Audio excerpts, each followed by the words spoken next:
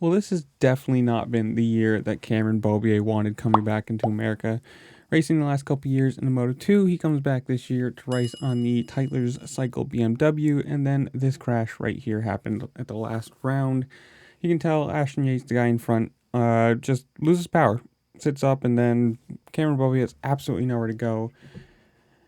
It's just kind of a sad thing. I mean, like, from the beginning of this year, looking like he was going to be a title contender, right back to winning ways, and then some unfortunate crashes, let's put it that way. That one right there, and then another one at Laguna where Cameron Peterson just kind of fell in front of him and he had nowhere to go again.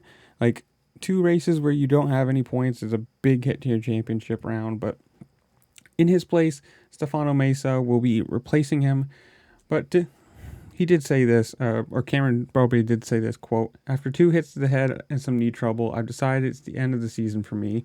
I'm bummed to not finish the season strong with Tytlers, but I'm looking at the bigger picture. We've had some bad luck, but on the positive, it's been great racing back in the U.S. with his team. They have put together a great program, and it's really fulfilling to rack up some wins with them this season. So hopefully, he takes the time off, comes back next year, and we get the championship battle that we wanted between Gagne and Cameron Peterson and Heron and whoever else wants to come in there, Skoltz, everybody else."